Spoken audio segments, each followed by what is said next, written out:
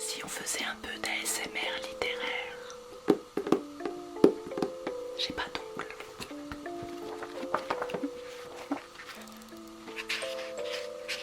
J'ai pas de micro non plus. Bienvenue ici. Pour le premier roman que je vais vous présenter sur cette chaîne, j'ai décidé de vous parler d'un roman qui s'appelle Alien, qui a été écrit par Phoebe Hadjimarkos Clarke et qui est publié aux éditions du Sous-Sol. C'est un roman qui est très récent, dont j'ai entendu parler probablement dans une émission littéraire d'une certaine radio assez culturelle aussi. Voilà. Je l'ai fini hier soir. Que vous dire ?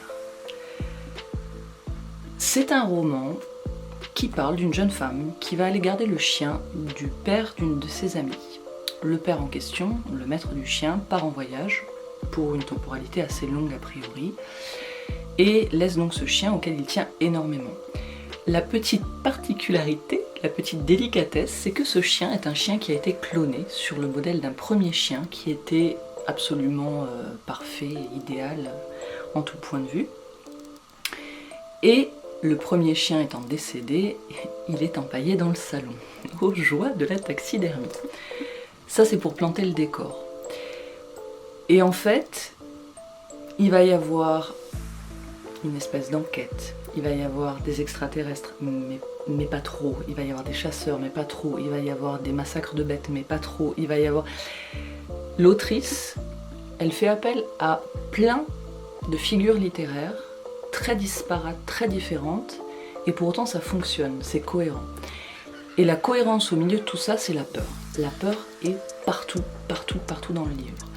Quand cette jeune fille qui s'appelle Fauvel arrive dans la maison, arrive dans le lieu, la peur elle est déjà là. Avant que le propriétaire ne parte et lui laisse les clés de la maison, il y a déjà la peur présente et cette espèce de perdition dans le fait qu'elle se demande dès le départ si elle va réussir non seulement à gérer ce chien, qui en fait est vraiment pas si idéal que ça. Le premier chien l'était, mais la seconde bête a un caractère et une attitude qui questionne dès le départ. Elle se demande si elle va se retrouver dans la maison. Ils partent se promener très rapidement et tout semble hostile, la nature. On ne sait jamais vraiment où elle sait jamais vraiment, pendant tout le roman, elle sait jamais vraiment comment elle va rentrer, est-ce qu'elle va retrouver le chemin. Elle va faire des rencontres, forcément. Il y a son amie, donc la fille du propriétaire, qui va venir la rejoindre.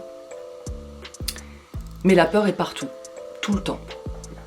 Et en fait, ça questionne plein de points différents. On peut avoir, je trouve, beaucoup de lectures différentes des différents événements qui vont avoir lieu. Il y a un côté très halluciné. On ne sait pas si on est dans de la science-fiction, dans une enquête, et en même temps on est très près de personnages qui sont très humains.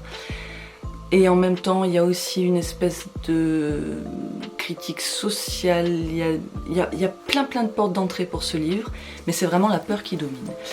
Et pourtant, il n'y a aucun moment, je trouve, où il y a de sursaut, de grosses suées, d'inconfort vraiment profond. On est dans quelque chose de réel et en même temps on sent bien qu'on a décroché du réel. Donc voilà, je reste assez étonnée de cette lecture. Ça s'appelle Alien et je crois bien que c'est un ovni. Donc, aimer, pas aimer, là n'est pas la question. Je l'ai lu en entier, donc ça veut dire qu'elle m'a en tout cas emporté avec elle pendant toute l'histoire. Si je devais lui donner une couleur, c'est vraiment... Vous avez le brouillard qui est là tout le temps. La brume qui va donner la couleur en fait à tout le roman. Même l'intérieur de la maison, on parle de quelque chose d'assez chirurgical. Je vois vraiment... Vous savez quand la brume se lève et qu'il y a un soleil assez blanc qui vient donner une teinte argentée aux choses. Partout, j'ai l'impression qu'on retrouve cette couleur à l'intérieur de ce roman. C'est en tout cas quelque chose qui sort de l'ordinaire, qui m'a sorti d'une zone de confort. On n'est pas dans un polar, on n'est pas dans de la science-fiction, on n'est pas dans un simple roman, on n'est pas dans une critique... mais en même temps, on est dans tout ça. On est vraiment dans tout ça. Ça parle de peur, je vous l'ai dit, ça parle de domination, ça parle d'animalité. Et tout ça c'est entremêlé. Il y a quelque chose de très cru aussi, j'allais dire, il y a beaucoup de crudité. Il y a beaucoup de crudité dans ce livre. Alors vous avez des carottes, vous avez des betteraves. Non, je plaisante. Il y a beaucoup de moments très crus qui viennent en fait ponctuer.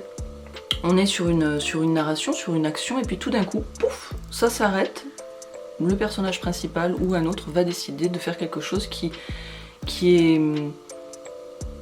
cru, assez primaire, et qui vient ponctuer mais pas couper le récit. Donc voilà, je vais pas vous en dire plus.